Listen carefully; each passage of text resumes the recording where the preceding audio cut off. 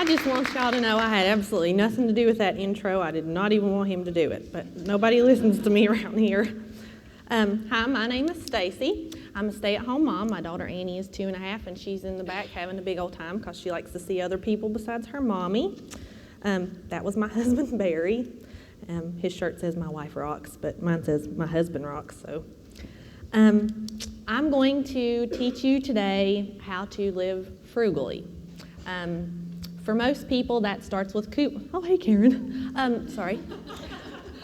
For most people, that starts with couponing. I find that people decide, hey, I'd like to save money. They start with coupons. They go from there. So they learn they don't have to, they learn they don't have to pay retail, and then they sort of go on from there. I am not an extreme couponer. I did not come today to teach you to be an extreme couponer, and I do not know where the people get all the free toilet paper. So, if that's what you came to learn, I'm extremely sorry. If you find out where the free toilet paper is, please email and let me know. You have a handout that you can follow along in. I'm going to give you at first the tools that you need to learn how to coupon, what I refer to as advanced couponing, not extreme couponing, because that's crazy. The tools that I'm going to give you, you need to make sure you stay up to date on, and that you are in it a lot and you're reading the websites I tell you, because couponing changes almost on a daily basis sometimes. Stores change their policies, manufacturers change their policies, so you have to sort of be on top of it. But I'm going to tell you what you need to know so that you can do that, okay? So follow along on your handout. If you have questions, just write them down, and I'll take those at the very end. Now, why should you coupon? Obviously, you coupon to save money. Like I said, it starts with couponing, and then then it sort of blossoms and becomes this disease that you have, and you can't get rid of it. Being frugal is not in your DNA. So if you think, well, I'm just not a frugal person, that's a lie of the devil. You can be frugal if you want to, you just have to work at it. So this is a good place to start. Couponing lets you save money, and it allows you extra money for other areas. So you may have extra money to pay off your house like we did, or to pay down debt, or to take a family vacation, but you're going to have extra if you coupon, obviously, because you're saving that money. So I always like to tell people at the very beginning, make sure you have a plan for the extra you're saving, because if you don't, it will just go bye-bye and burn a hole in your pocket. I mean, if you go to the grocery store and you save $20 and you go out and buy a pair of $20 boots, who cares that you saved $20 at the grocery store? Nobody, especially your husband. So plan in advance, whether you keep it in a special envelope or whether you have a checking account or a savings account that you put all of that in. But be patient. I'm going to go over a lot today. Some of you might want to cry. It's normal. So keep your notes and look over them regularly. If you ever have any questions, you can shoot me an email. I'm pretty good about responding, and I'll answer any questions that you have. But be patient. Pick one thing, start there, and then add something else onto your plate. But don't leave today and try to do everything I've talked about, or like I said, you'll cry, you'll end up in the loony bin. But couponing leads to savings in other areas, like I've already stated. You'll realize, hey, I don't have to pay full price for that. I probably don't have to pay full price for anything. I don't have to pay full price to have a baby because I got 25% off because I paid cash. There you go. Please feel free to laugh, because if you don't, I feel weird. Now, let's first go over where to get coupons. The newspaper is obviously where most people think about getting coupons when they think about coupons. It's not the only source, but it is one of the best. You can get it delivered to your house. I like the Bristol paper. If you ever have the opportunity to get to Roanoke paper, the coupons are always better. You can get that at Food City. Big city papers are always better for coupons. They just have sometimes even an extra insert in different variety.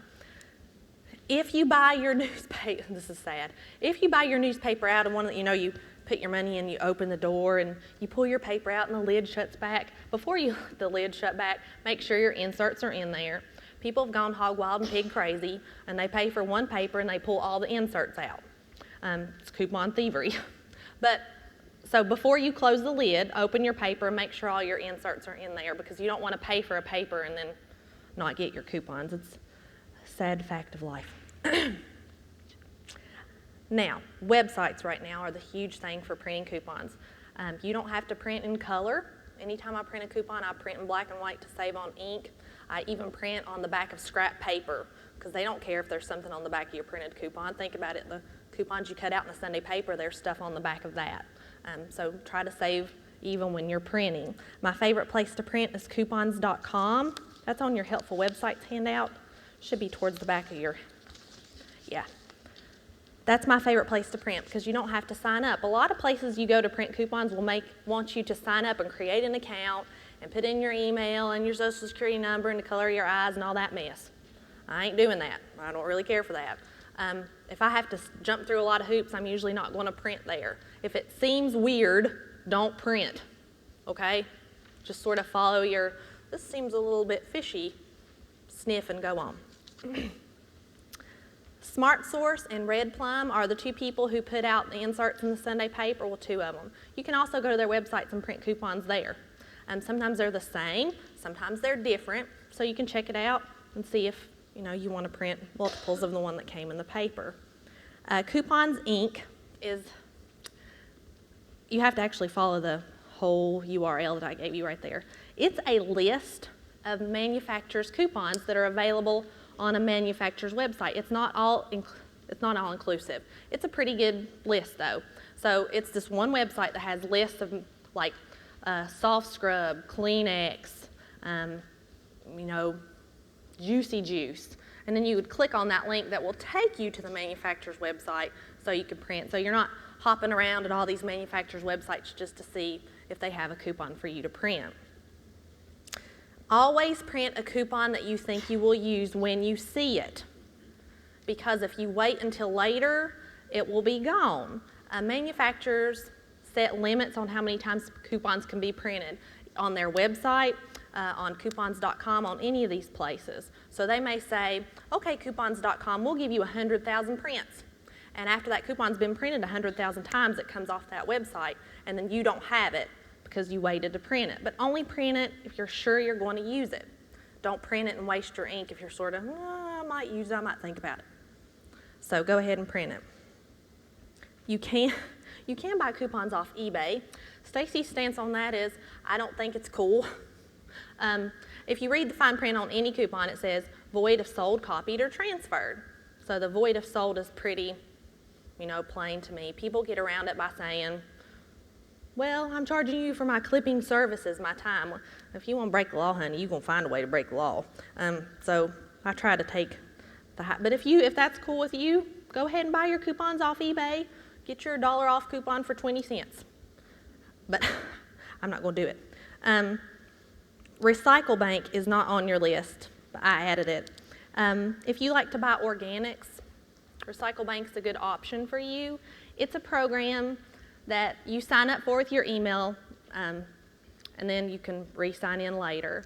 And you get points for doing things that you normally do, like if you recycle your pop cans, then you could go on there and say, I turned in my recycling today, and they'll give you points. You can watch videos and get points, and you turn those points in for coupons like Kashi and Naked Juice and other organics, the coupons that are hard to find elsewhere. So that's a good program that I like to tell people about. They're just giving you points and rewarding you for doing things like turning off the water while you're brushing your teeth. I need to work on that. Here we go, store websites.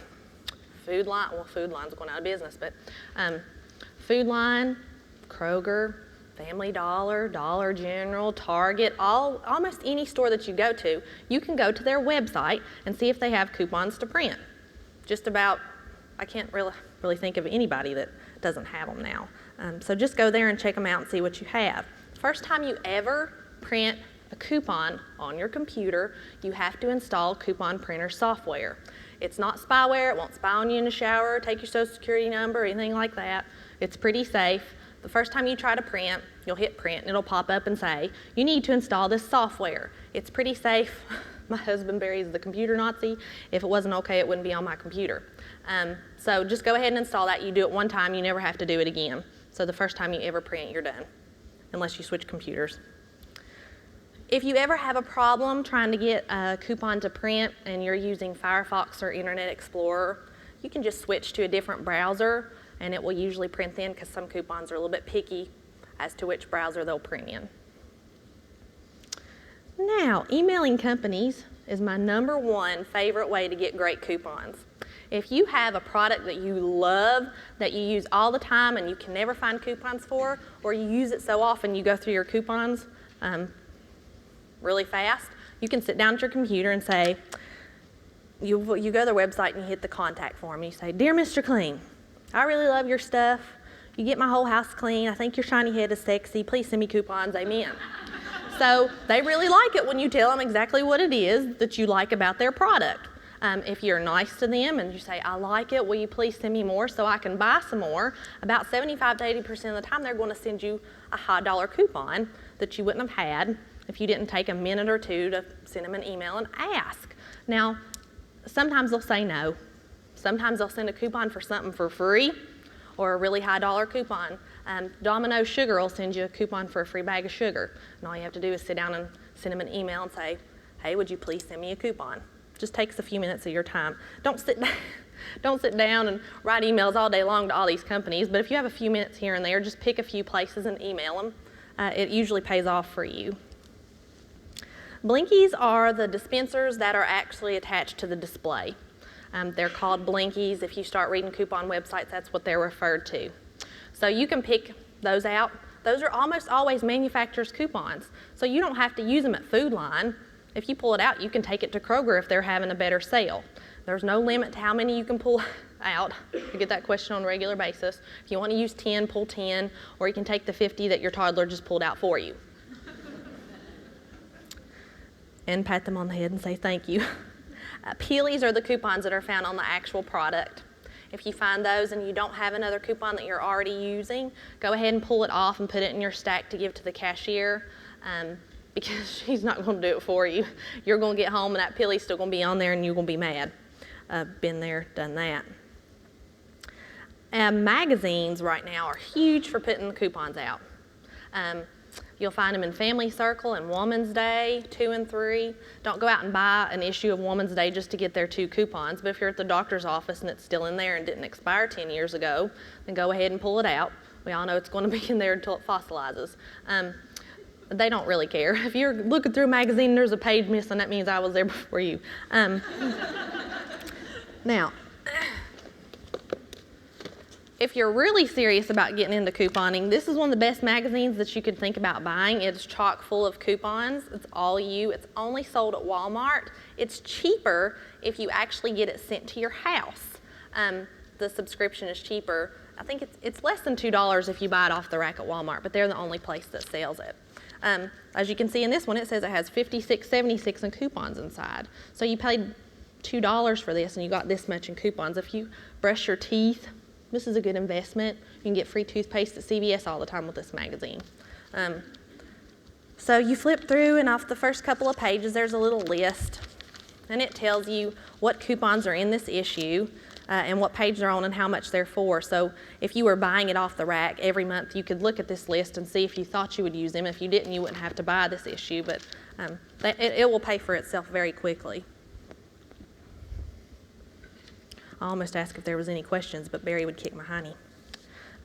Okay, now I'm going to move on to organizing. If you don't organize your coupons once you get them, you will not use them. They will go to the bottom of your purse. You will find them the next time you switch to another purse a couple months later, and they'll all be expired. Please organize them. If you take the time to cut them out, you might as well organize them so that you will use them, because if you just put them in a stack, you're going to forget them. If you're new to coupons, I forgot to go over this a second ago, and you have a stack of coupons at the grocery store and you get out to the parking lot and you still have your stack of coupons because you forgot to give them to them, if you take them back to the customer service desk, almost always they're nice enough to just give you the cash back for those coupons, because you give them your receipt and they'll see you bought the stuff, they'll give you your cash back. Most of the time. That's my disclaimer. Now there are various ways to organize. There's this option, which this is mine. It's actually from Hallmark, but I've had people tell me you could find them at the Dollar Tree. It's already got your categories for you. You can just drop them down in there. This is very fast. It's very small, so it fits in your purse and you can tote it to the store. I have some friends that use an option like this, which is just a filer box, but you can also get the picture boxes, which are longer, and get the dividers that go in there if you have more coupons than will fit in here, because these have dividers, and they're labeled on the front, but on the back they're blank, so you could write whatever categories that you had and just drop them down in here. I will tell you, it's a good idea to put a rubber band around this so you don't have a panic attack in the store when you drop it. So this is a good option. Now, in a second, I'm going to go over Southern Savers, which is the method I teach in all my classes for how to coupon. It's the best way that I've ever found. But Southern Savers uses a method called clipless couponing. And that's whenever you get your inserts in the Sunday paper. They look sort of like a magazine. And up at the top they'll say Smart Source or Red Plum or P&G, that's who put it out. So up at the top beside who put it out, you just write the date and you keep them in order by date in a filer, something like this. This is just a cheap filer I found at a yard sale. And you can keep your inserts in order by date in here. Now Southern Savers, which is a deal matching website, will say, okay, here's a sale on Hillshire Farm. You have a coupon. It came out in the Red Plum insert on 1/17/11. So you would open up your filer and flip to 1/17/11 and you'd pull out your Red Plum insert and you'd cut out your Hillshire Farm, go meat, coupon, and then you'd put your insert back down in here and you'd zip it up and you've cut out one coupon that you needed to go to the grocery store. You didn't spend all day Sunday cutting everything out and filing it all away for a couple hours, because if you do cut everything out and file it, it does take a little bit of time. So this is a good option for you if you're a busy mom or you don't have a whole lot of time to spend on couponing. This is the way to go for you. Always make sure if you do this option that you still take it with you to the store, or at least leave it in the car, because if you go to the store and there's a clearance that wasn't in the paper and you had a coupon for it, you left it at home, you'll be sad and the bag boy will worry about you when you cry. That's a good, I really like that method. Then there's also the method of clipping them all. That will take you a little bit of time. It is a time investment, but I like to tell everybody time is money. So, you know, what's more important to you? Do you want to spend a little bit of time to save, or are you too busy for that? Now, this is my coupon binder. I'm actually going to give this away today to one of you all, so that's very exciting. I used this for 7 years, and I'd like to bless somebody else with it. But this is the system that my mom and I used for a very long time. I'm back down to the little binder now. I got this at CVS on clearance after school started, so you can find them cheap or at yard sales. You don't have to spend a buttload on them if you don't want. It has a filer in the front where you can put your store ads down in there. And if I was going to go to the store, I would put my store ad down in there and the coupons for that store down in the same filer, so I had it all together in one place to go with me. You always want to take your coupons with you to the store. It used to be weird for me to carry this around, but now everybody carries these around, so you won't be the odd man out anymore. All right, now, inside, you always want to make sure to carry a pen and a calculator. And this pencil pouch, I took my cards out, but was a place that I put all my store loyalty cards in, so I had them all in one place. There's a pair of scissors and a pen in here, and some paper clips down in this. You've got your separators right here for all your different categories, and your categories will differ based on what it is that you buy. If you have a dog, you'll have a dog category. If you have a child, you may have a baby category. If you don't have a dog, you won't have a doggy category. And behind each one, I have baseball card filers, and I have a half index card in each one. And that is exactly half. That's so I can utilize it and use the front and back at the same time. If you try to put a coupon in the front and the back, and you pull the one out in the front, the coupon in the back always comes out with it. So that half index card gives you a bit of a buffer. When you fold your coupon, fold it so you can see the date. If you cannot see the date, take a little pen and write it in the corner. So at the end of the month, you can flip through very fast and pull out all the expired coupons. You can always send your expired coupons to the military. Overseas, they can use them for up to 6 months after they expire. They're very, very excited to get them. You can't send printed coupons, but you can send from magazines and from the Sunday paper. In the back here, because I'm a nerd, I freely admit my nerdiness. I have all my store coupon policies in my nerdy page protectors. Page protectors are a big thing at my house. I always carry my coupon policies with me because you're going to get to the store and there's going to be somebody new checking you out who got hired yesterday and they don't know what they're doing. So you better know what you're doing. So always be familiar with your coupon policies. It's a good idea to carry them with you. I used to print them out and hand them out, but the handout was 19 pages long and I was feeling a little bit guilty about all the trees I was killing. So in the very back of your handout, you'll see that Barry came up with this neat little coupon matrix. This lists most of our local stores and the methods for couponing I'm going to go over in just a second. Now, not every store is going to participate in the same, not every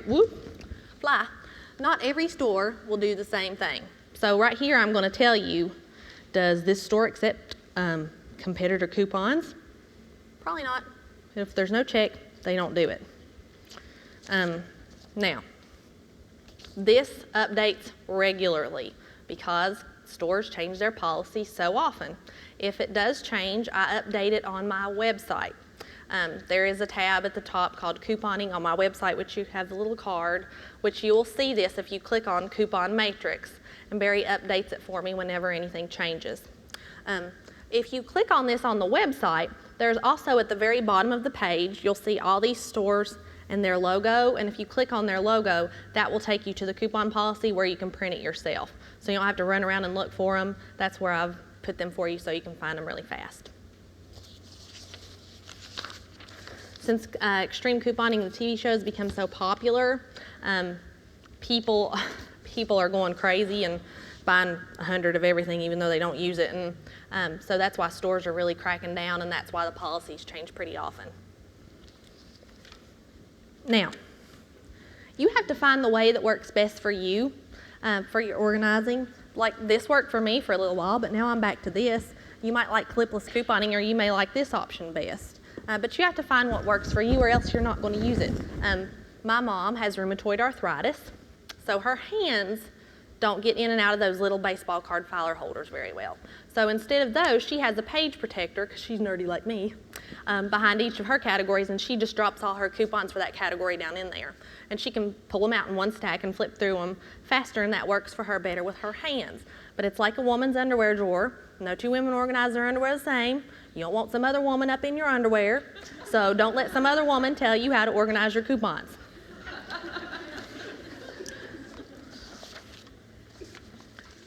Now, I used to deal match myself, and it would take me several hours a week. And then 4 or 5 years ago, I came across a website called Southern Savers, which this is what we're going to go over right now, and it's on your Helpful Websites handout. Southern Savers is a website run by a lady named Jenny out of South Carolina, and she's a nice Christian lady. She's a sweetheart. She does sell matchups for stores. So you will go to southernsavers.com and you will pull up the store that you're going to shop at. Let's say you are going to go to Target, which is one of my favorite places to shop, especially with coupons. You're going to get your best deal when you match a coupon that you cut out with a store sale. If you cut your coupon out and take it to the store right then and buy it no matter what the price is, that's an okay way to save because you're saving $1 maybe. But if you can wait and maximize your savings, that's the best way to do it. And Jenny has done that for you. She's going to tell you when to use your coupons and when the store sale is best. So you'll go there, and let's say you want to look at Target. So you'd go to the website, you'd pull up Target because that will be at the top. You click on Target. It will bring up the Target ad for the week. And she has listed everything that's in the Target ad from the top to the bottom of the page by category. So let's say you were looking through there and all of a sudden you come down to the paper products and Kleenex are on sale, and underneath each item in the paper, if there's a coupon anywhere, if it came out in a magazine, if it's printable, if it was in the Sunday paper, if it came in the mail, she's going to tell you. If there's a coupon on the face of the planet that matches that sale, she's going to tell you. So you're not running around looking for them or, I wonder if I have a coupon for that. She's going to tell you. So there might be 4 options underneath Kleenex, There might be no options underneath Kleenex, but you may have only one of the 4, or you may have all 4, since coupons vary by region. But she's still going to tell you. So you may say, oh, that's a good deal on Kleenex, and I do have that coupon. I think I'm going to go for that sale. So to the very left of each item, there's a little square box. You can take your mouse and check that box, and that means, hey, I'm going to buy this. When you get to the very bottom of the page, there's an option that says Create List, and you can click on that button, and it creates a printable grocery list for you to take to the store, or a Target list, with the things you want to buy with the coupon matchups underneath. Okay? Now, once you get to the print page, if you want to add the rest of your list to that, you can type in the rest of your list and hit the plus button, so you have all of your list on one page with the coupon matchups. Okay? Another good thing about Southern Savers is she has this little acorn. It's very small, but to the left of an item if it's a rock bottom price. So she's even going to tell you that. She says, okay, at Target, if it was Kleenex were very, very cheap, she would put a little acorn beside the Kleenex and say, hey, this is really cheap. You're probably going to want to stock up. I'm telling you, this is a rock bottom price. So you don't even have to do that for yourself anymore. She's doing it for you. So if you're scrolling down through the ad and you see the acorn, you know, hey, I should pick this up. She's telling me this is good to go. She's even pretty good about telling you if there's a matching coupon. She'll put in parentheses underneath it how much it is if it's really cheap, and if it's really not cheap, she'll say, this is not a good deal, or you should pass this up. So, you know, it's pretty, if I can do it, anybody can do it. I'm a little slow on the computer. But you can check that every week. She updates it every week before the sale starts. So if you're a Sunday shopper, you're golden. Like she puts up CVS, I think, on Wednesday before the sale starts on Sunday. So you can do your sale shopping and be ready on Sunday if that's whenever you shop. She also provides coupon tutorials. So you could go there and click on those and watch those if you wanted to. Of course, this will also be available on video for you to watch as many times as your little heart desires. I probably won't watch it ever. Okay, but you can sign up to get her daily emails. If you do, then she'll tell you when she's uploaded something. So you don't have to check back all the time if you don't want to. You'll get those once a day, and she'll say, oh, today I uploaded Food Line and Kroger and Target, and you'll know those are up. She sends them sometime between lunch and dinner. Then if you want to know immediately when she's put up a new ad, you can follow her on Facebook via Southern Savers, and she will tell you on Facebook just as soon as she puts up a new ad. She doesn't just do store sale matchups either. If she finds a good deal anywhere online, she'll tell you. She'll say, hey, here's a great deal on Tonka toys over at Amazon. She'll tell you that too. It's pretty awesome. But just because she's awesome and she rocks my face off doesn't mean you shouldn't take your coupon binder with you to the store anyway, because she lives in South Carolina, and so she doesn't know if Food City here has clearanced out all their Progresso soup because they think the label is ugly. So if you don't take your binder with you and you've got those coupons, you'll be crying all the way through the store and people will wonder about you. So even if you have to leave this in the car, just always make sure you have it with you in case you need to get it. Now, that's Southern Savers. Now I'm going to go over a couple different couponing methods. Like I said, not every store behaves the same way. So always make sure you're keeping up to date on Southern Savers and with your store coupon policy so you know what you're doing because you don't want to get caught like a deer in headlights. So Southern Savers will also tell you these things. I'm going to go over them in detail, but Southern Savers will do the coupon matchups for you and tell you when you can do these things. But I want you to understand them so you know what you're doing. Okay, stacking coupons. Stacking coupons is when you use a store coupon and a manufacturer's coupon together on one thing. So you can use two coupons on one thing, but only if they're one of each type. And you will know what type they are by looking up at the top near the expiration date. It will say store coupon or manufacturer coupon, or it might say Target coupon or Family Dollar coupon, but it will say up at the top. And if you're ever confused, manufacturer coupon barcodes always start with 5 or 9. So if it's any other number on the barcode, you know that that's probably a store coupon. The only exception I have found thus far is Target coupons start with a 9, but they're 26 characters long and a regular barcode's only 12. Plus it says Target web coupons, so there's not really any, you You should probably know by if you can read. But I do like to make sure to go over that so people don't send me nasty emails later. Now, whenever you can stack a coupon is when you're usually, if you see on Facebook or talk to people or watch TV and they talk about how they get things free all the time, a lot of the way that they've done that is by stacking coupons. Because if you can wait for a sale and match a store coupon and a manufacturer's coupon together on that store item, you can get it sometimes free or really super cheap. And that's where people are stocking up and how they're getting their best deals for the most part. Now, Target is my favorite place to stack. So I usually always use it for an example. Let's say you went to Target. I'll just tell you about this Target. Target is, I love Target. I won't even go there because we don't have time for that. But if you're going to go to Target, always check their printable coupons before you go, because there might be something that you were going to buy and there may be a coupon there for you that you need to go ahead and print. Their store coupons are awesome. So if you were going to go to Target, you'd go to southernsavers.com, you'd pull up the Target ad, you'd scroll down through there and Jenny might say, okay, here's a sale on Mr. Clean.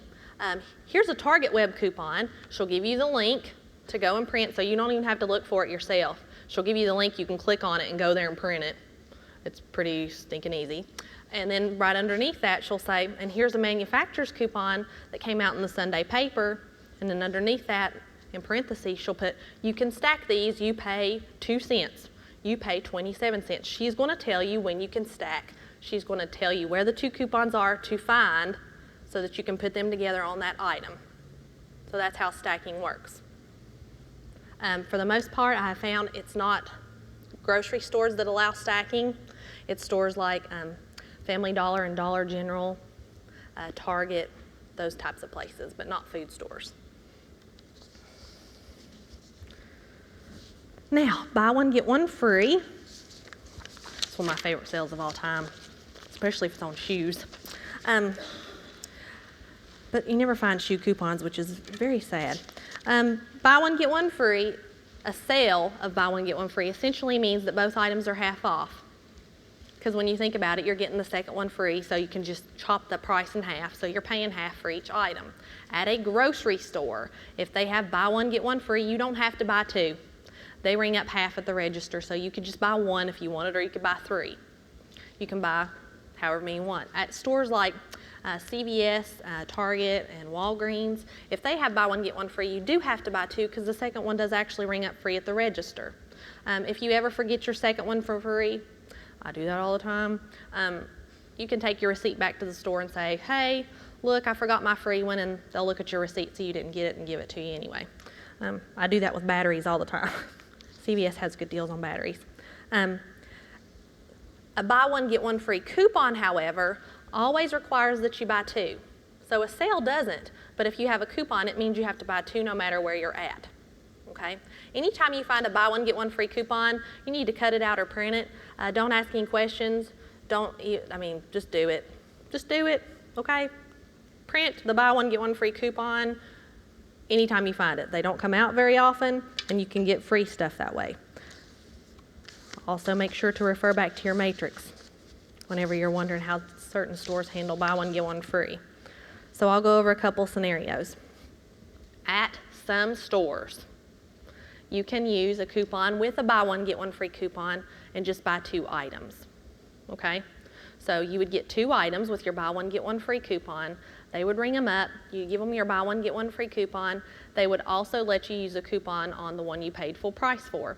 Does every store do that? No. So you have to check their coupon policy and see if they do it or not. But that's a good option to also get the second one free and the first one cheaper with your other coupon. So let's say cereal was buy one, get one free is $2, so you get 2 boxes. Okay, let me start over. Okay. Let's say cereal's $2 and you have a buy one, get one free coupon, so you get 2 boxes. So you're up to $4. So you ring them up, the cashier says your total's $4, you hand her your buy one, get one free coupon, now your total's down to $2, and you hand her a $1 off coupon, so now your total's down to $1 or 50 cents a box. Okay, so that's how that option works. Now, a second option for buy one, get one free is This is an option at CVS and Walgreens. It is in their coupon policy as of this morning. Don't know about this afternoon. If they have a buy one, get one free sale at CVS or Walgreens, and you have a buy one, get one free coupon that you cut out or print out or find on the street, I don't care where you found it, that you can match with the buy one, get one free sale, you're going to get 2 items for free, okay? Because the second one rings up free at the register, and you hand them your buy one, get one free coupon, and the only thing left to come off is the first purchase price. So they take that off too. So you're getting 2 free because you matched your buy one, get one free coupon with a buy one, get one free sale. So your goal when cutting out a buy one, get one free coupon is to wait and look for a sale for that item at CVS or Walgreens. Most people don't think about doing a majority of their shopping at CVS or Walgreens, but you can kick tail there. So you might want to start thinking about it. A final option, and my favorite one for buy one, get one free, is sometimes you may find a coupon for something for free through Southern Savers or in a magazine or anything like that. If you come across it, or maybe you emailed a company and they sent you a coupon for something for free. If you can find a buy one, get one free sale, you can get 2 free instead of 1. Let's say you had a coupon for a free candy bar and you went to Walgreens and they had the candy bars buy one, get one free, so you got 2, and the second one rang up free at the register, and you gave them your free product coupon, well, they'll take the first one off too, so you'll get 2 free instead of 1 because you saved it for a buy one, get one free sale. Okay? So buy one, get one free sales are awesome. They equal happiness. Sorry.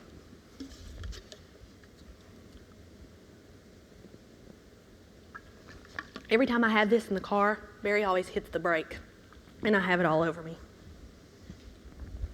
me. Barry's not driving right now. Okay, double coupons. Double coupons are at Kroger every day. You don't have to do anything special. They're just all the time. You don't have to say, can I have the double coupons, please? They're just going to do it for you. So you get your stuff, you ring it up, you hand them your coupons. They will double them if they are 50 cents or under. So if it's 50 cents, it's $1. If it's 45 cents, it's 90 cents. Don't ask me to do more math. That is not my strong suit. The one in Abingdon has a limit of 3 like coupons. So you could do as many double coupons as you wanted, but you can only do 3 of the same one. So 3 items. Their national policy is 5, but here locally, they say 3. So I think in Bristol you could do 5, but in Abingdon you just want to limit it to 3. Store coupons don't double, and at Kroger, they will let you, if you have a coupon that says do not double, because some of them say that, and the barcode starts with a 5, Kroger still doubles it, but not if it's one of the barcodes that starts with 9. So whenever you're cutting out coupons, if you're a Kroger shopper, you have to retrain your mind to think, this isn't a 45-cent coupon, this is a 90-cent coupon. Like a lot of people will pass and say, I'm not going to cut out that quarter coupon. Well, that quarter coupon at Kroger's 50 cents. So you just have to retrain your mind how you're thinking. Ingles also doubles coupons, and we don't have one locally, so Ingles is my favorite place to grocery shop. So I drive to Marion, where my mom lives, to do my grocery shopping at Ingles when I need to go. I'll make a trip usually about once a month because I love it there. I love the deals that they have. But they double coupons up to 50 cents too. So 50 cents is $1, 45 cents is 90 cents. No limit, but only 3 for every $10 you spend. So if you went to Ingles and you spent $30 before coupons, they would let you get 9 of your coupons doubled. So you sort of have to keep track of it in your head, but my mama kicks tail at Ingles. It's just a good deal. So they do double. Most people don't know that. Sometimes they have triple coupons, and if they're going to do that, they'll put it in their paper. If you don't have a local Ingles, but you think you might want to shop there, you can actually email them and ask them to send you their store paper, and I get it in the mail. They just mail it to me because I ask them to. Kmart sometimes has super double coupons. They double everything up to $1, so it would be $2. Last time they did that, there were like 50 million rules, like wear a pink tutu, walk backwards, and quack like a duck, and sing like Sinatra. And I was like, no thanks. I'll go somewhere else and do my free shopping. But if you like lots of rules, you could probably go there and get some free toothpaste and stuff. If they're going to do that, you'll see it on Southern Savers in your email. Sell-Fire and Shortcuts. Sell-Fire and Shortcuts are digital coupons that you put on your Kroger card. Around here, the only store we have that participates is Kroger in the Sell-Fire Shortcuts program. So you go to these, they're 2 different websites. They're on your Helpful Websites handout. You go there and you create an account with your Kroger card number, with your email address and stuff like that. And then thereafter, every time you go back, you just have to sign in like you were signing in with your email. You pick which cards you want, coupons you want added to your card. You allow at least 2 hours before you go to the store to use them. If you buy the items that you loaded on your Kroger card, then those coupons just come off automatically. You don't have to do anything, they just take them off. I've only ever not had them come off twice. That was probably user error. I took my receipt to the customer service desk and told them I was supposed to have those. How did I remember I was supposed to have them? Because it was on my Southern Savers printout. When I'd printed out the item that I wanted, I saw underneath it was a Sell-Fire coupon, and they just gave me my cash back. But as it's always worked for me, except for like those 2 times when I probably screwed it up. Now, you cannot stack a digital coupon with a paper coupon anymore. They used to let you, they don't do that anymore. So the only time you put a digital coupon on your card is if you know you don't have a paper coupon at all. How will you know you don't have a paper coupon? Jenny will tell you. If you're looking under the item and there's 4 options, one of them's Sell-Fire and all the others are paper coupons, and you don't have those other 3 paper coupons, you know you're going to want to go and load that Sell-Fire coupon to your card. So she's going to tell you. You cannot try to beat the system and buy 2 items and use 1 paper coupon and 1 digital coupon, because they won't do that. Found out the hard way. They'll just give you your paper coupon back. So never ever put a digital coupon on unless you don't have a paper coupon. Okay? And they do not double, so paper coupons are almost always better. They can be doubled or they're in higher value. Now, Kroger.com also has a similar program where you can load digital coupons to your card. The difference is sometimes they have Kroger brand products that you won't find on Sell-Fire and Shortcuts. So Kroger bread or Kroger tomatoes or Kroger ketchup. So you want to check there and see, hey, am I going to buy this, and add it to your card. If you don't use a loaded coupon, you don't have to do anything with it. They do expire, and when they expire, they go somewhere, and I'm not sure where in cyberspace. It's just like the lights, I don't really care. I just want it to work. So you can just leave them on there if you're not going to use them. There are a couple other, our food line is closing in Bristol, but I'll go ahead and tell you. Is the one in Abingdon closing? Oh, rock on. Food line has a similar program, but theirs is by cell phone. So you can go to their website and sign up to get the Food Line text messages with your Food Line number, and they'll send you a text message, and they'll say, here's a $5 off produce coupon. If you want it, text back. So you text back to that number, then they put that $5 off produce coupon on your Food Line card. If you go to Food Line, the next time you buy $5 worth of produce, it just comes off. I haven't gotten any weird calls in the middle of the night from Food Line being like, hey, baby, you want to come on down to the barnyard or anything like that. So it's pretty safe. Now, Target also has a similar program. Theirs is only with smartphones. My smartphone is smarter than me. If you get the Target one, you go to their website and sign up. It will come to your phone, and it will just be 1 text message, and it may have 10 coupons on there. You can buy all 10 of those things, or you can just buy 1, and you just show your phone to your cashier, and that's your digital coupon to show to your cashier. She knows what to do. It's actually kind of scary. It gives me the creeps, but I try not to think about it too hard. Now, whenever you start using Southern Savers, you'll see a lot of abbreviations. I'm not going to go over those. I just give you a list so you can look over them real quick. That will give you a little bit of an idea what you're doing. Now, I'm going to go over CVS and Walgreens. I'm going to hit it pretty quick. CVS and Walgreens are 2 of the best stores that you can go to and get really good deals. Most people don't think about it. Like I said before, if you've never been to CVS and Walgreens, you are missing out. You can get groceries and everything, and people don't think about it. But CVS and Walgreens are a great place to shop. Now, Walgreens has a program called Register Rewards. Now, you'll see it in your paper. It will be down at the bottom in like red. See there, we've got one. It will say Register Rewards. This particular one is on soft soap. Register Rewards are essentially Walgreens cash. You can only use them at Walgreens, so don't take your Register Rewards to CVS and use them because I would never do something like that. Now, this says 2 for $6. You get $4 register rewards. It's like paying 2 for 2. So it's like getting them $1 a piece. Yes, but it's not until later.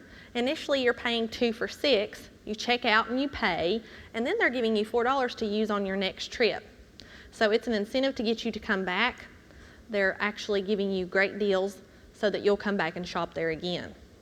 Now, your goal is to try to find a coupon to match with this sale. So let's say you've had, in the Sunday paper, you cut out 2 coupons for $1 off, so 2 for $6, and then you give them your $2 off, so now you're paying 2 for $4. That's what you're paying out of pocket. They're still giving you $4 back, so essentially you're getting it for free because you matched a coupon up with this, and you got your register rewards. Okay? Now, Jenny from Southern Savers does this for you too, okay? She will tell you whenever you have coupons to match up with your register rewards. You can use them on anything except liquor, dairy, prescription, or cigarettes. So you have to be going somewhere else to get your liquor other than the Walgreens.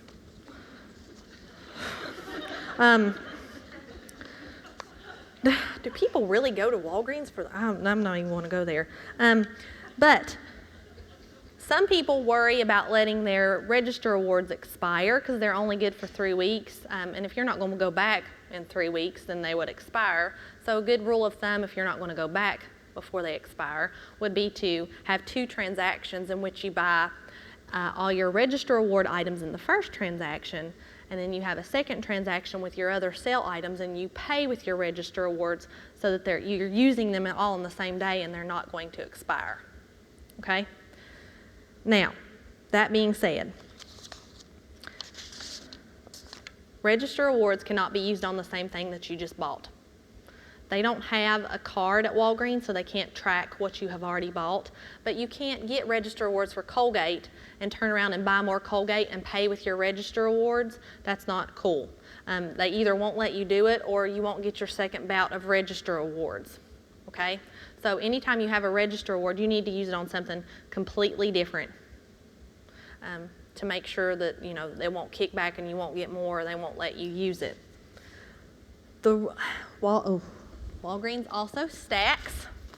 Their coupons are actually found in their Sunday paper and sometimes in a little coupon booklet that you find at the front of the store. Now, you cut these out. You can match these with a manufacturer coupon that you get in the paper. So that's how Walgreens stacks. But the rule there is that you cannot have more coupons than you have items in your buggy. So if you go to Walgreens and you've stacked everything in your buggy and you have 5 items and you have 10 coupons, they won't let you check out. You also have to take into account that a register reward actually counts as a manufacturer's coupon. You have to count that in your stack too. So what you need to do is, before you check out, make sure you don't have more coupons than you have items. If you do, run down the candy bar aisle, get yourself a Snickers, eat it on the way home so it doesn't melt, and when you get home, hop out and put the paper in the trash so Barry doesn't know. Now, red tags at Walgreens are my favorite because they're clearance. I like to go to Walgreens just for their clearance because you can get, see, I buy Christmas presents and everything at Walgreens.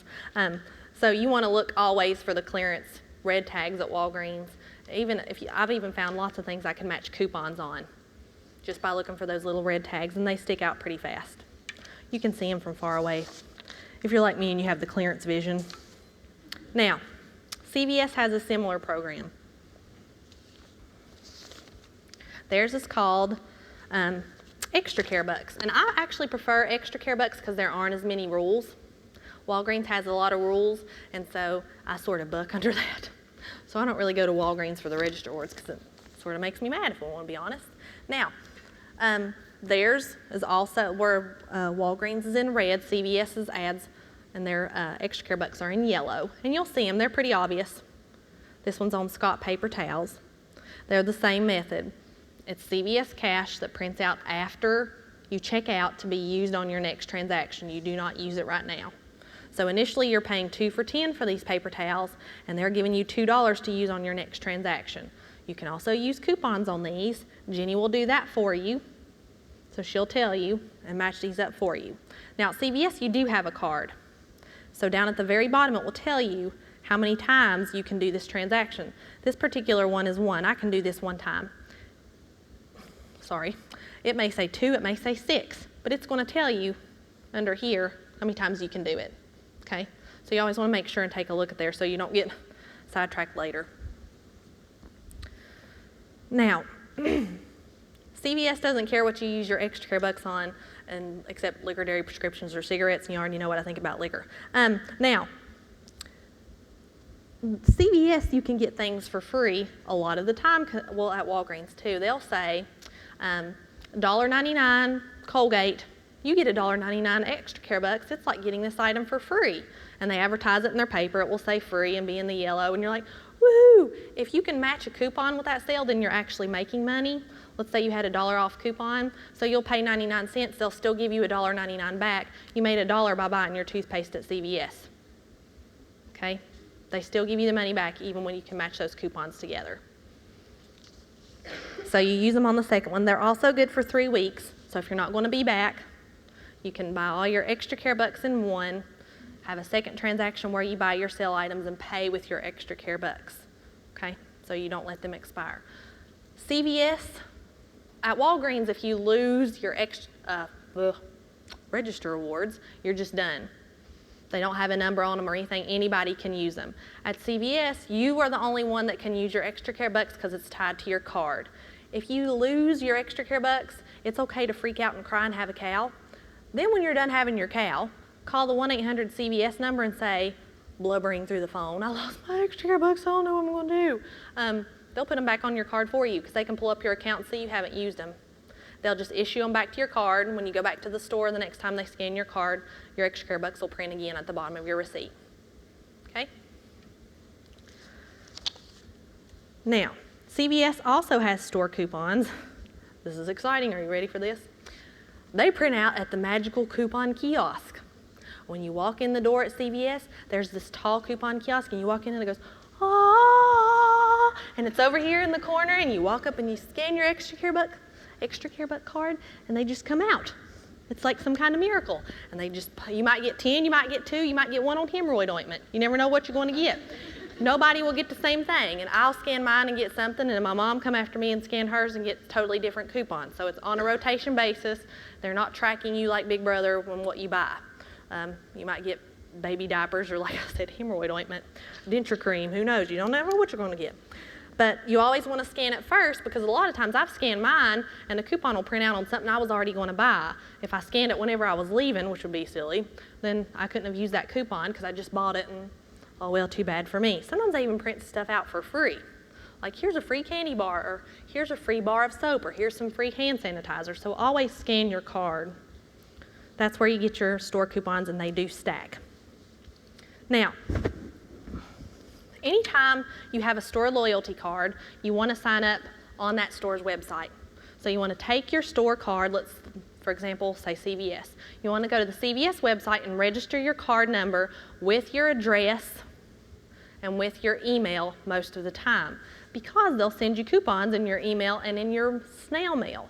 Especially Food City loves to send snail mail coupons for free stuff, and you can sign up for Kid Club and Who Loves Your Mama Club and all sorts of clubs and get free coupons in the mail. So you want to do that. At CVS, when you sign up the first time, they send you a $4 off 20 coupon in your email. And if you've never shopped at CVS before, that's awesome for you because it's going to make your out-of-pocket way less for your first transaction. So when you have a $4 off 20, and then you may get them randomly through your email, or when you scan your and they may just pop out for you. So you use that coupon first. So you let her check everything out, and then you hand her your 4 off 20, and she takes it off first, because if you wait and she takes your coupons off first, your total might not be 20. So if you give the 4 off 20 first, it comes off first. And then she takes your manufacturer's coupons off, and then you pay with your extra care bucks, and your total is hopefully going to be pennies. So that's how the CVS method works. And you just use it over and over again. So the first time you go, you don't have any extra care bucks, so your out-of-pocket will be more. I usually keep revolving extra care bucks. I try to go every few weeks. But if you're not an every few weeks shopper, then you'll do the 2 transactions. And they're used to that. So they're not going to think you're weird. When you say, I have 2 transactions, they'll be like, cool. They just know it's coming. Now, another perk for Southern Savers, when you're new to this, or even if you're not new, you go to the Southern Savers website, you pull up CVS, and you're looking through the ad. At the very bottom, right before you can hit the print option, she even gives you transaction scenarios. So she'll say, okay, at CVS, buy these 4 items and use these 4 coupons and pay this much, and you get this many extra care bucks. And in your second transaction, buy these 8 items and these coupons and pay with these extra care bucks. So she's going to tell you how to spend the least amount out of pocket. So she's even doing that for you and telling you what to buy when and use which coupons. It's like some kind of miracle. You cannot overpay with extra care bucks or with register rewards. So if your total is like $5 and you have a $10 extra care buck, you don't want to use that. They're not going to give you cash back. They won't even let you use it. So save your 10 for later or buy something else to up it so that you can use it and pay. Now, CVS also has this incentive program, and I'm going to give one of these away, called the Green Bag Tag, and you buy these for $1 up at the register. And the first time you scan it, it attaches to your CVS card. Every 4th scan, if you use your own reusable bags, they give you $1 back. So after the 4th scan, you've already made your money back. They still keep giving you $1 back every 4 scans. So they're paying you at CVS not to use their bags. So I wish every store would do this. And if you forget your bag, you can just pop it in your purse. They don't care. They checked you out so they know you're not lifting it. Now, since we're having all that fun at the drugstore, we have to have some fun at the grocery store. So the big thing right now at Food City and Kroger are mega events. And mega events are usually where you buy 10 items that are participating and you get $5 off. It's not a $5 coupon for later, it comes off right now.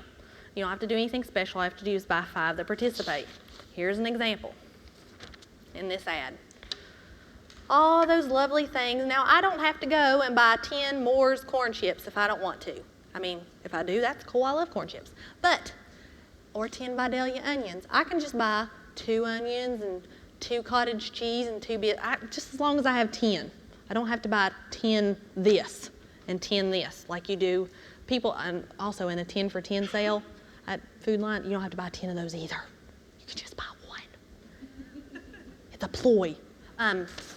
Now, if I go to the grocery store and I want to do this, Food City has a limit of 5, so that's 50. You can do it 5 times, which means 50 items. I've never been to Kroger when they had a limit. So here you can do it 5. People are like, 50? But whenever you think about it, 50 is not really that much if you count how much you have in your buggy. That comes off automatically. Whenever I'm going to the store and I'm doing one of those sales and I want to make sure I get up to the register and I don't have 18 instead of 20, then what I do is I have my pen with me in the grocery and I keep a tally mark on my list. Okay, I got 3 of these. Okay, I got 2 of these, and I keep my tally so when I get up to the front, I know I've got. So I don't have to pull off into an aisle. And you know you've done this. Pull off into an aisle and count how many is in your buggy. I know because I've seen you doing it. Because I've never done something like that. That mega events are great for stockpiling, which I'll go over at the end, but they're a great way to keep your pantry stockpiled. It's worth a trip to Kroger if you're not a Kroger shopper. Some people are under the false assumption that Kroger is a store for rich people. No, Kroger's not a store for rich people. And here's a tip for Kroger. If you're not a senior citizen, don't shop on Tuesday. If you are a senior citizen, I'll say, hey, get your discount, baby. But they are not very happy with the coupon lady in her binder in there, especially if she gets really close to the free donuts. Okay, now, rebates. I'm a big rebate fan. Rebates, most people just shrug off and don't even do because they think it takes too much work. But usually it's worth the money. For example, my cell phone had a $100 rebate. Took a little bit of work, but it was worth the $100. So rebates are a good way to get things for cheap or free. Some may be half off rebate or a full rebate. You can find them, I found them in the Sunday coupon inserts online, sometimes on the package and in magazines. If it's a printable one online, you'll also find that through Southern Savers. She'll say, hey, here's a good rebate, go and print it. So you don't have to look all over for those either. There's 2 different types. There's Try Me Free. That's available on new items. They want you to try it in hopes that you'll try it that one time and have to buy it every day until you die. So they're going to give you the first purchase price back in order to get you hooked on it. Makes you wonder what's in there. Crack. Now, there's also money back guarantees, and those are only available on products if you try them and you don't like them. They'll give you the money back if you said, this cheese is the nastiest thing I ever put in my mouth. And they'll say, okay, here's your money back. I'm not very fond of them because I usually end up liking it, and then I'm sad. Pay attention to details on your rebate and read all the fine print, every single last bit. Make sure you bought it at the right store at the right time and you're mailing it in before the deadline, and you're sending it to the right address. And then after you've filled out everything on there, make a copy of everything, your paperwork, your receipt and everything before you put it in an envelope and mail it, because if you don't, you'll get a letter in the mail. It will say, something went wrong with the processing of your $100 rebate. We're sorry. See you later. But if you have copies of all that, you've covered your hiney, and you can usually send it off again and get your money. That's happened twice so far with our cell phone rebates. And if we hadn't had copies, we'd have been out $200. So you don't have to keep it for your taxes or your will. You don't have to file it away for all of eternity. Whenever your check comes in, you can let your 2-year-old color all over it. Now, they're not instant gratification. It takes about 6 to 8 weeks for those puppies to come back in. So I always tell people, whenever I'm talking about budgeting, which I'll talk about in a little bit, never, ever, ever buy a rebate item with anything except surplus money. Because if you buy something that's got a $100 rebate and you use part of your grocery budget and it comes to the end of the month and you don't have that check back, then, you know, oh well for you, too bad, no milk, no bananas, we're eating the dried beans. I love dried beans, so that's not too bad, but, you know, only use it from extra. Don't use this money for something that you need. You're going to have to wait 2 months sometimes to get it back again. But they're worth the work. 44 cents or 50 cents or however much it is tomorrow. Who can know? Now, I'm going to go over the part that makes everybody mad. And if you get up and leave, that's cool. I'll just tell myself you went to the bathroom. People always ask me about shopping at Walmart, and they want to know why I don't talk about shopping there, and that's because I'm not a Walmart shopper. I haven't shopped at Walmart in about 3 years. If you don't know me, I'm very ornery. I'll just tell you. My daddy says I will argue with a fence post. So people would say, I don't want to go to Walmart, but I have to because I can't get anything cheap anywhere else. And so I set out to prove people wrong that I could, you know, live without Walmart. So I haven't been in 3 years, and I actually save more now than I did when I shopped there. And from talking with Barry, my husband's a financial counselor on the side, and talking to other women and trying to help them live on their budget, I have found that people don't have any self-control. And if you don't have any self-control, Walmart is not the place for you, honey. If you try to go into Walmart to get your milk and your bread, and you're on a strict budget, when you come out and your buggy's full, Walmart was not the place for you to go and get your milk and your bread. You should have went to the food line without the temptation. Because they're smart and they're marketing, and I don't have a problem with, my mama shops at Walmart, and I don't have a problem with people that shop there, but I do like to tell people, if you're on a strict budget and you can use coupons and double coupons and mega events, you might do better going to Kroger than you would going to Walmart without the temptation. But that's, sorry. Okay, the end. If you love Walmart, Southern Savers does those matchups for you too, okay? I'm just telling people why. People are like, well, what do they do at Walmart? Well, I can't tell you. I don't know. I don't go there. But Jenny will tell you on Southern Savers, so live it up. Now, that's the end of the couponing section, so I'll make sure that you wrote all your questions down. I'm on to my favorite part now. Okay. As a general rule, and what you might not know about me if you don't follow my website is not about couponing.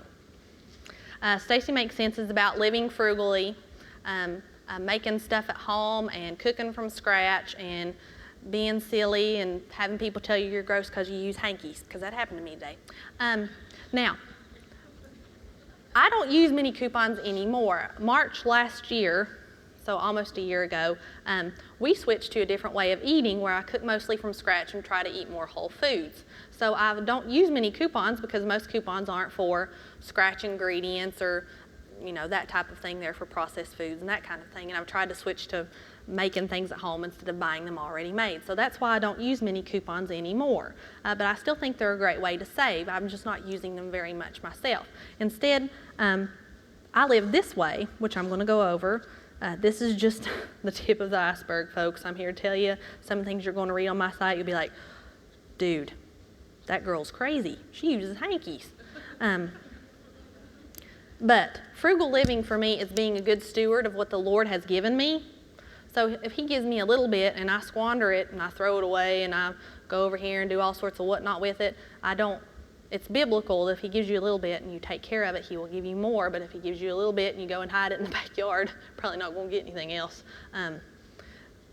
Look it up. I don't have my Bible with me right now. But anyway, these are ways that I save money at home. And if you see or you hear me talk about something, you could write a question down. I'd answer at the end. Or you can find more about this on my website where I go into detail on each of these and tell you how to switch and what to do. I was raised by a frugal mother, and when I was growing up, I thought she was weird. The older I get, the smarter my mom was and is. So my mom is a genius. But she wasn't a genius when I was little, so I still haven't figured that out. I hope Annie thinks I'm a genius and not weird. This is how I save money in our house. I make our laundry detergent. It doesn't take very long at all. I make a powder version. On my website is recipes for liquid and powder. People have asked me if you can use it in high efficiency washers, and I don't know because I don't have one. But I have had people tell me it works just fine. Whenever you make homemade detergent and you put it in your wash, it doesn't bubble at all. It's the stuff you put in it that works to clean your clothes, but it doesn't make suds and bubbles. I make the powder version. It takes me about 5, maybe 10 minutes by the time I'm done cleaning up. The liquid version takes longer, and it's also stored in a 5-gallon bucket. So I like the powder version because it's just smaller, and you only use 2 tablespoons per load. So if you make it yourself, it's going to run between 5 and 10 cents a load, usually closer to 10 cents a load. If you buy your laundry detergent, it usually starts out about a quarter a load and up, depending on what kind of detergent that you buy. The dry version doesn't make you smell at all. That's not what I meant. Phew! The dry version doesn't make your clothes smell like a field of daisies, okay? You're not going to smell like Gain after the rain. You're just going to smell not dirty, and for me that's acceptable because I don't want to smell like cheese and crackers and all sorts of whatnot that's all over me most of the time. Peanut butter. But if you use the liquid, you can put essential oils in it and make it smell if you want. I don't really care about that. I just want to be clean. So that's your 2 options, but you can find both of those on my website. For fabric softener, you can use less. You can dilute it by half with water, and it will still work the same. I don't use fabric softener at all. I use white vinegar. I know, here we go. By the time I'm done with this, y'all will think that I sleep in the bed with white vinegar. But I use white vinegar instead of fabric softener, and I just fill my dispenser, which is a half of a cup, because I'm a nerd and I measured. I just fill my dispenser all the way up with white vinegar. It's a natural fabric softener. It also kills germs, so I don't worry about anything sticking around in my laundry or in my washer, because I've killed it with the white vinegar. You will not smell like a pickle, I promise. I've even had people come up and sniff me after workshops to ensure that. So if you would like to come and sniff me afterward, I will not be offended. As soon as white vinegar evaporates, it leaves no scent behind. So most of the time when I open my washer, the white vinegar smell's gone. I don't even smell it because it's already been rinsed out. It also helps cut down on the static in the dryer if you put it in the wash. I buy so much white vinegar. We have to buy it in bulk, and I buy about 6 gallons at a time. Now, dryer sheets. You can make a diluted spray of fabric softener and water and put it in a spray bottle and spray it on an old cloth and throw it in your dryer to make your own dryer sheets for a fraction of the cost. You can cut your dryer sheets in half, or cut them in half and use them 2 or 3 times. They work just as good the second time as the first time if you want to keep buying your dryer sheets. I've recently switched to wool dryer balls that I bought off Etsy. I haven't wrote about that yet, but I will. And I just throw them in the dryer. My laundry dries faster. If I use the dryer, I mostly try to hang it outside if it's warm enough. And the dryer balls work just, I mean, there's a little bit of static if you have fleece in your, if anybody figured out how to get rid of static in fleece, please send me an email. But that's how I use it. I really like the diluted spray in the water and old, you can just cut up an old t-shirt. For cleaners, once again, here we go, white vinegar. I keep a spray container of white vinegar, and that's what I use to clean up after chicken or eggs or beef or anything like that because it kills germs. I have this weird thing with bleach. It gives me the heebie-jeebies, so I just don't keep bleach at home. I don't like having it around. I just don't. I've never ever liked bleach, so I just don't keep it. I use white vinegar instead. So I spray. And people are like, but what do you get stains out with? If you're trying to get a stain out of something white that you normally use bleach for, you can use peroxide instead. Now, you can also clean with peroxide. So if you want to clean with peroxide, either leave it in your brown bottle, because once it's exposed to light, it breaks down, or put it in a spray bottle that's not clear, so that the sunlight can't get to it. That's why it comes in the brown bottle already. I do a lot of cleaning with Castile soap, which is made from vegetable oil. You can find it at Target or at health food stores. Dr. Bronner's is my favorite brand, but I make a all-purpose spray out of Castile soap and isopropyl alcohol and tea tree oil and water. And I keep it in a spray bottle, and I spot mop. I clean the toilets and the cabinets, and I clean everything with that one all-purpose cleaner. The tea tree oil makes it antiseptic. And the Castile soap is your soap cleaner. But Castile soap's just good to have around in general. You can buy it in the bar form or in liquid. I like liquid better.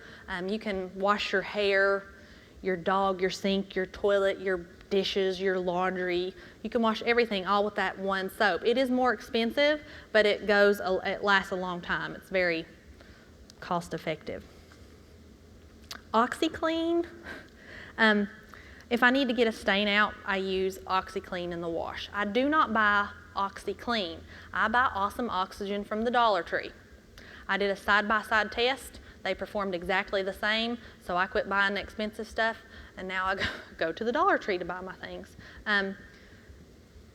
If you want to get a stain out, Fels Naphtha, F-E-L-S-N-A-P-T-H-A, is my favorite soap for getting stains out. You can buy that at Food City for about $1.25 a bar. It's a very old soap. It's awesome for getting stains out. So if Annie gets ketchup or strawberries or something on her clothes, I will wet the stain down and rub it with Fels Naphtha.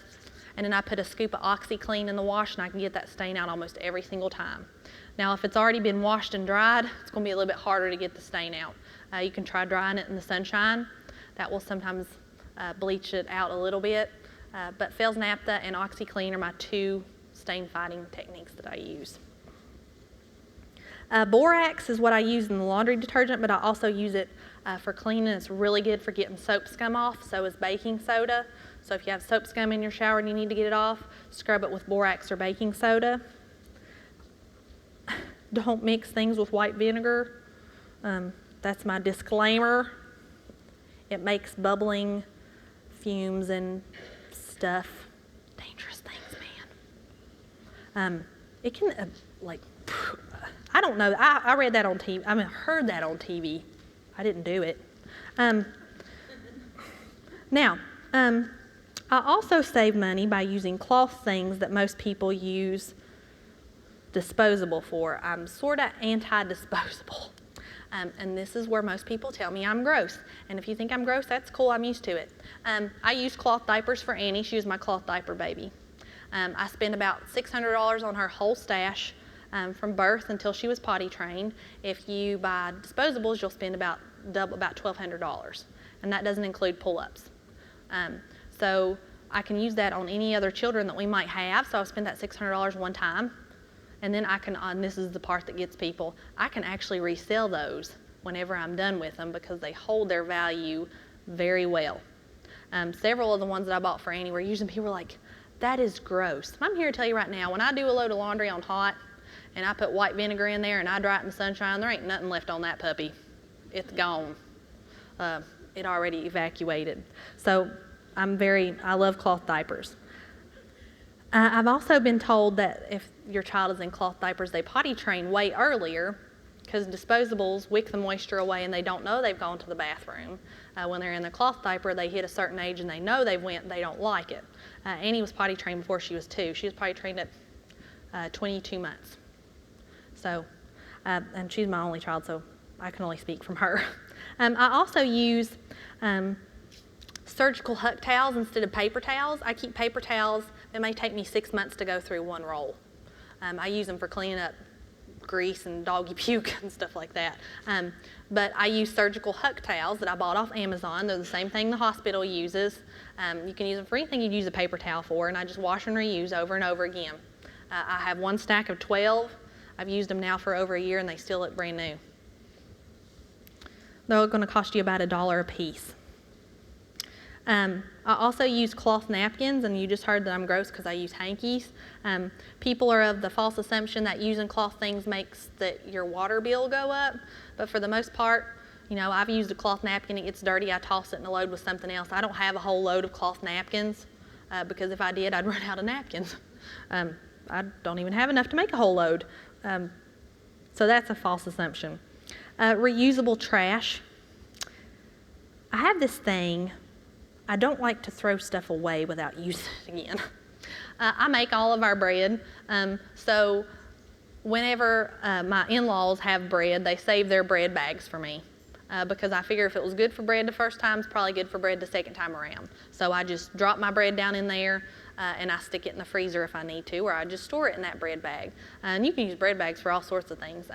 If you want to put something in the freezer and you want to make sure it's not going to get freezer burnt, then you can put it in a Ziploc baggie and then drop it down in a bread bag, and then you've got 2 layers. So if you have something at home and you can think of a use to use it again before you throw it away, then that's saving you from buying something else because you're using what you already have. I have this really weird obsession with shower caps. It's pretty weird. But I use shower caps to cover bowls that don't have lids, or a bowl that's too big, or a bowl that Barry broke the lid. That has happened. I'm still bitter, but that's okay. And I just put it over the top. You can actually buy them at the store. They're called bowl bonnets, but they're sort of expensive, and shower caps are free, especially if you go to the hotel. So next time you're at the hotel, take your shower cap home, take it off the cabinet every time in the morning, and she'll put a new one up there every time. And you can take it home and put it on your bowl. Glass jars. I have a glass jar obsession. I like to store things in glass versus plastic. If it's in glass, it will keep a lot longer. So if I bring something home from the store, rice or pasta or anything like that, and I can put it in a big glass jar, it's going to stay good way longer than it will in its box. So I try to store things in glass. I also store things in 5-gallon buckets. Cool Whip bowls, I always confiscate at any big activity because they stack very well in the freezer. So if I want to make soup or chili and I want to put it in the freezer, then I pull out my stash of Cool Whip bowls and I put it in there, and it stacks right on top of each other in the freezer, and I always label those. Cereal bags. We don't eat much cereal because I make granola, but if I can confiscate cereal bags, I do, because most people don't even think about reusing those. If you can empty out the crumbs in the bottom of your cereal bag and tear it down that seam and fold it over and stick it in your cabinet, and you can use it for anything you would use wax paper for. You can drop cookies on it or candy on it. If I'm going to put something in the freezer and I want, like if I get chicken breast in bulk, and I want to put it in the freezer a breast at a time, then I'll put it down and I'll put a piece of cereal paper on top, and that will pop right off that. If you want to just get one out of the freezer, you can stick a knife under and it'll pop right off that, where if you try to stick it in there by itself, you'll have to get like a jackhammer to get that thing apart. And it is perfectly acceptable to think that I'm crazy, because you'll go home and think about this stuff and it will never leave your mind. And you won't be able to throw it away, and you'll think about me all the time. It's in your head now. I also make my own hand soap, but I make the foam version. So my in-laws will keep their foam dispensers for me, like from Dial makes a foam soap dispenser, and Bath and Body Works. And so when they're empty, I keep the dispensers. You can make a cute little display out of a mason jar, or you can just keep the bottle, and you just can use anything that would lather to make your foam soap. You can use shampoo or dish soap or anything that will lather. You can make your foam soap with. You add, I think, 3 tablespoons of soap to about 8 to 12 ounces of water and mix it up and put it in your foam, and you can make foam forever, and you don't have to go and buy that $8 soap anymore. It's freedom. You can make it smell however you want to, depending on what kind of soap you buy. Now, clothing is where a lot of people tend to spend too much money. I like shoes. I don't buy shoes at the store. The way I save money on clothes for my entire family, and if this tells you anything, our clothing budget is $25 a month. And most people be like, what? I can't even buy a pair of panties for that. But yes, that's my $25 a month is what we make do on. I do bulk, keep it together. If I don't use it this month, then next month I have 50. But yard sales is where I get most of Annie's clothes, because I figure she's only going to wear it for a couple months anyway and get ketchup and strawberries all over it. So I don't want to go and buy her a $12 or more dress and have a wig out whenever she spills her ketchup. If I put her in a $1 dress and she gets ketchup on it, I'm like, that's nice, go finish playing. But I buy clothes at yard sales for me and Barry too. My favorite place to shop for myself is Goodwill. And most people are like, Goodwill? I can't shop there. Dude, what if somebody sees me? Hey everybody, I'm at the Goodwill saving money on my clothes and putting the money in my pocket. But I found new clothes there, new dresses, new pants. My mom found a new pair of Skechers Shape-Ups for $4. You can find huge deals at Goodwill. My favorite Goodwill is in Westville, Virginia. So I make special trips to go there because it's the best one that I've ever found. So that's where I go and do my shopping whenever we need something to wear. Now, discount stores like Ross and TJ Maxx also have clearance racks.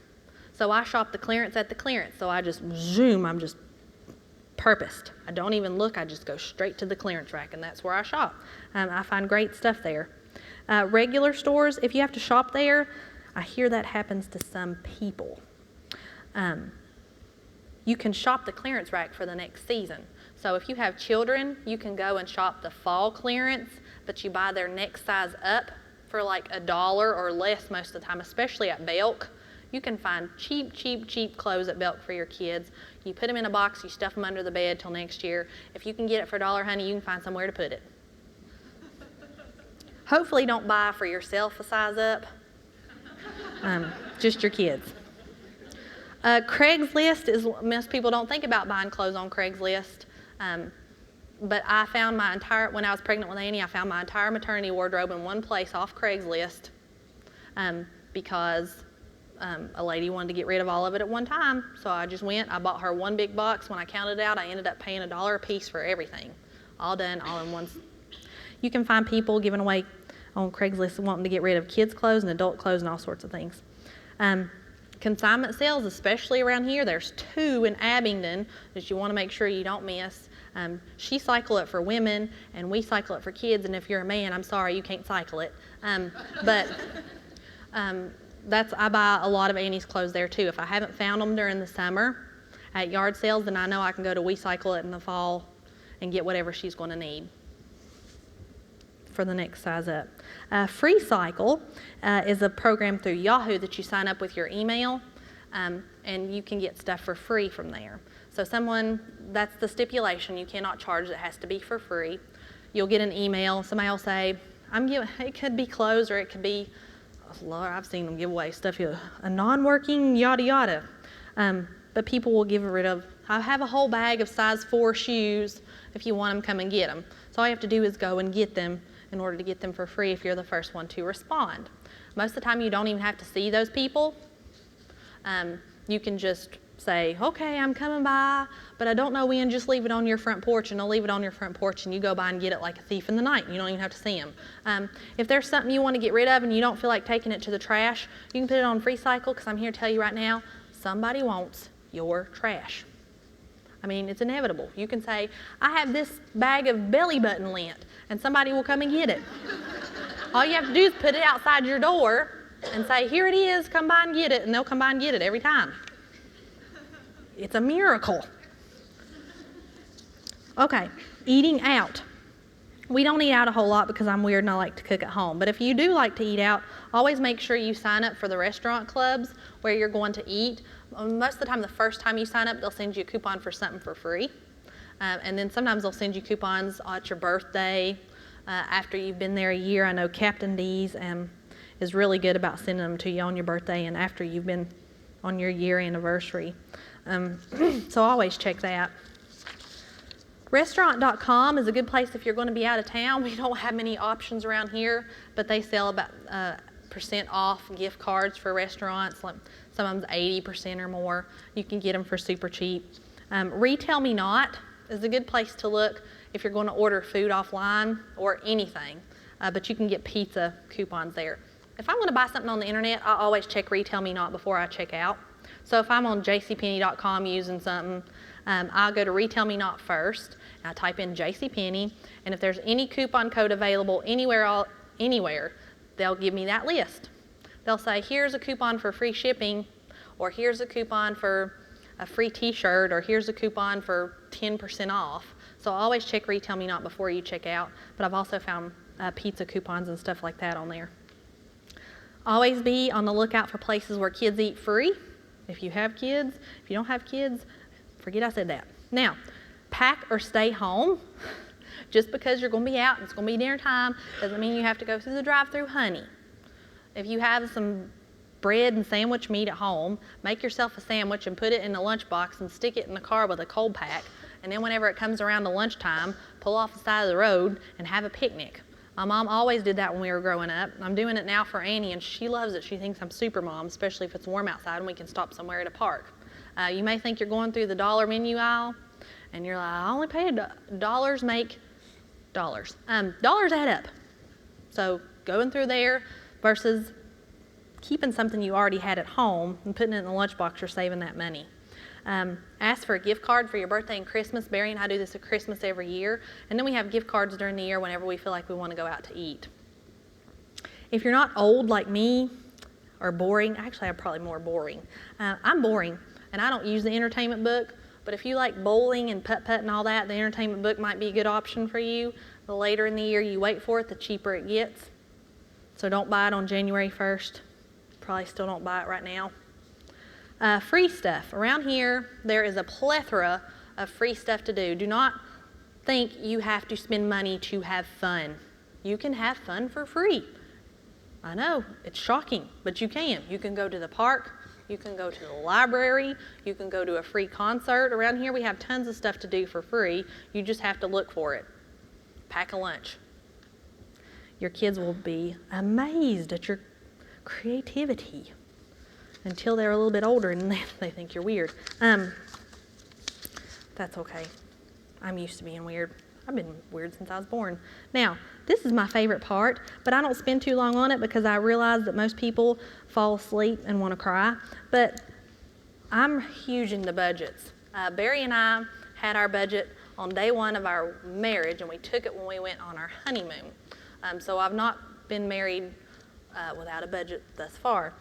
But a budget, most people are scared of. But for me, I would be scared not to have one. Because a budget tells me how much I have. I don't have to wonder how much I have. I know. Because every month, at the beginning of the month, we sit down and we make a budget. Every month will be different because you won't have the same things due every month. So you'll have to make a different one every month. We get our money. I use a cash envelope system. And I carry it with me everywhere I go, but I don't have it right now because it's in the back. If you use cash, it is proven that you spend less. So if I have a category that I'm worried about overspending, I pull that out in cash. Grocery, clothing, gifts, entertainment, and miscellaneous household, because those are things I sometimes overspend in. When my money's gone, I'm done. I don't have to think, oh, well, I really need this. I'll just swipe my card. It won't hurt anything. No, when my money's gone, I'm done. We do pay online for certain bills that we can pay online, like water and that type of thing.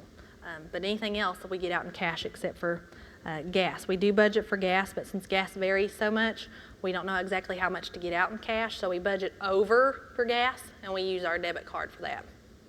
Now, if you've never done a budget before with your spouse,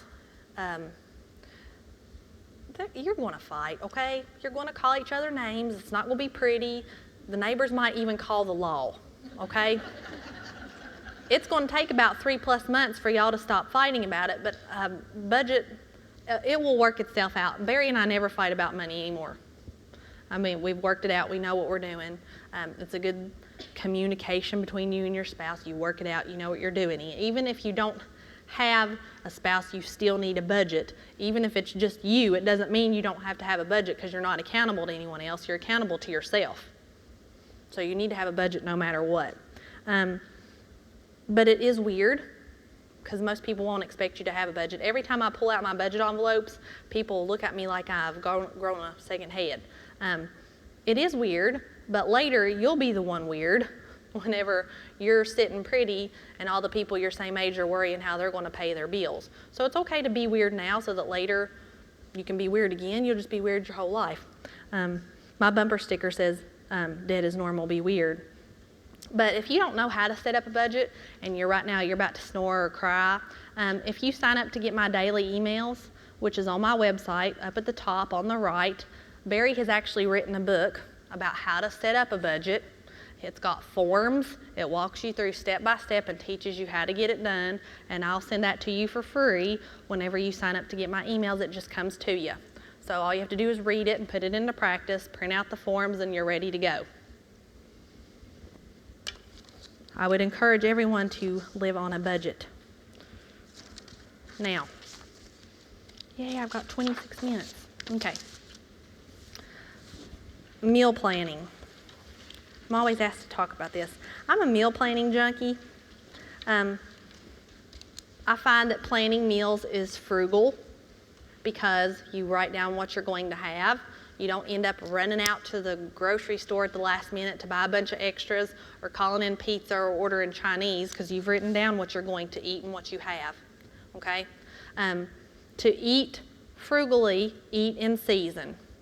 That doesn't just mean produce, that means all sorts of things, but it means a lot of produce. So if you are in the summertime, eat watermelon and green beans and that type of thing, but don't be asking for your watermelon in the wintertime whenever it costs $50, $100 and tastes like old water, okay? So enjoy it whenever it's in season and whenever it's at its cheapest. Now, there are 3 different methods for meal planning. The first one is to plan by the week. That's when you sit down and you look at your calendar and you see how many nights you're going to be at home and how many meals you need to cook. You make your meal plan. Okay, I want to cook these meals on this day. And then you go to your pantry and you write down what you like to complete those meals. You should be going to the grocery store to buy only what's on your Southern Savers list that's on sale and what you need to complete your meals. You shouldn't be buying anything else. You should always have your plan when you go to the grocery store so that you don't end up with like 10 to 20 bottles of ketchup in the basement and you don't even eat ketchup. So always have your plan with you when you go to the store. That's a more expensive way to meal plan because you're just deciding, hey, I think I'd like to have this to eat. But that's the way you have to meal plan if you have picky children or a picky spouse and you always eat the same thing over and over again. But it's a plan, so it does help. Now, the second way to meal plan is to plan based on what's on sale. And the way you do this is you make your Southern Savers list first and you see what you're buying. And then you plan your meals based on what you're already buying. Your list will be shorter because you're already buying those things. You're not just buying a bunch of stuff to complete your meals. So you'll be, okay, I'm buying chicken and zucchini and biscuits this week, so what can I cook from that? If you have a hard time trying to decide what to cook from certain things that you buy, you can go to allrecipes.com, which is an awesome website. And up at the top, they have a little tab that says ingredients. And you click on that ingredients tab and just type in what you have, and it will only pull up recipes that have all of the things that you've put in it. So if you put in zucchini and biscuits, it will only pop up recipes that call for those 2 things.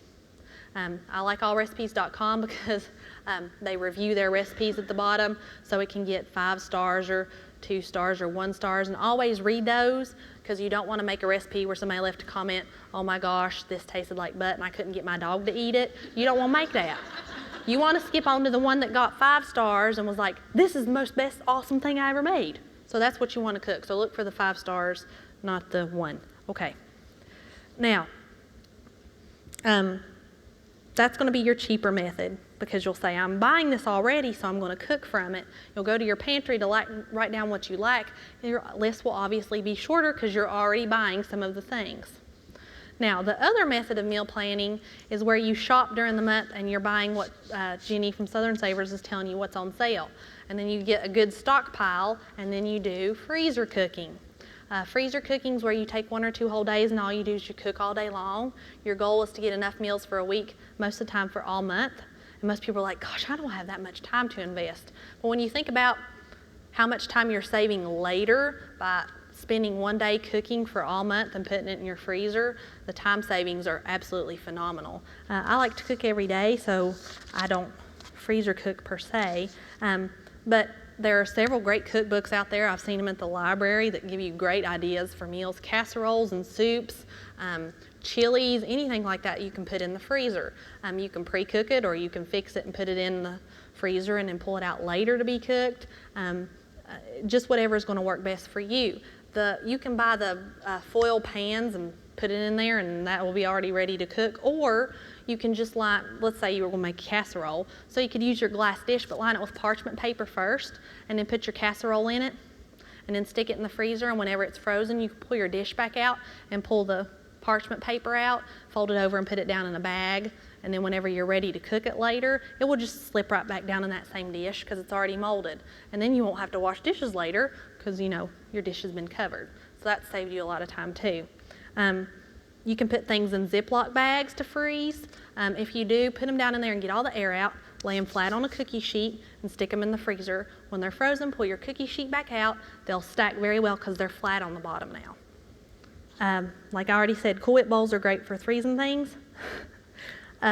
Always label them because that was not chili, that was barbecue. That is not a good surprise at dinner time. Now, I always tell people, even from these 3 things, and even at your best goal to have a meal plan, and I know what I'm cooking for dinner, something's going to happen. You're going to get sick, or your kid's going to get sick, or you're going to get caught in traffic and you're going to come home and you're not going to have time to cook that casserole. So it's always a good idea to have instant meals, what I refer to, in the freezer. For me, that may mean if I make a batch of soup, I make 2 and I put half of it in the freezer so that I have it if I get sick and I can't cook what I had down. For you, that might mean you keep fish sticks or Hot Pockets or something like that in your freezer so you're not tempted to call and order pizza, or you're not tempted to run through the drive-thru. You know you've already got this at home in the freezer that you can just pull out and eat it if your meal plan hasn't worked out.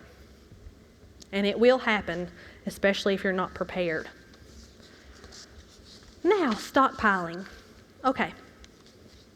I find that most people think stockpiling is weird. So I will preface this by saying stockpiling and hoarding are not the same. They are different. If you are sleeping on your corn, if you are putting your paper towels in the shower, you are probably a hoarder. Okay? Now, a stockpiler buys their things in bulk with the hope of using them. A hoarder has absolutely no intention of using their stuff, they just can't get rid of it. Okay?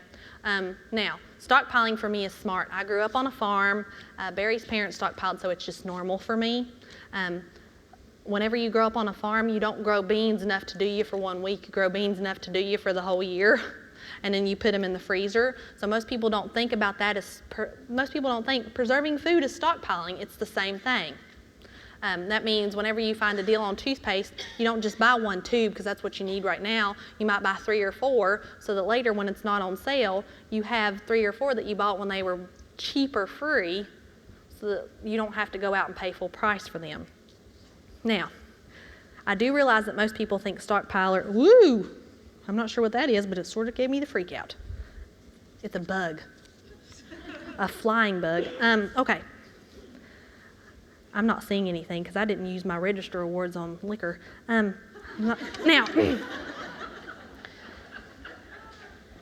people think that stockpilers think the world's coming to an end and they're going to hold on to their guns and live in the basement with a foil hat.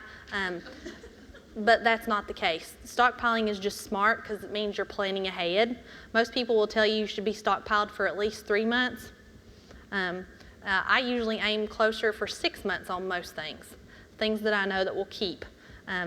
Depending on where you live, if you live way out in the country and you don't get out, you may want to stockpile for some things for up to a year so that you don't have to worry about running out before you're able to get them again. Now, certain things won't keep that long, but a lot of things will.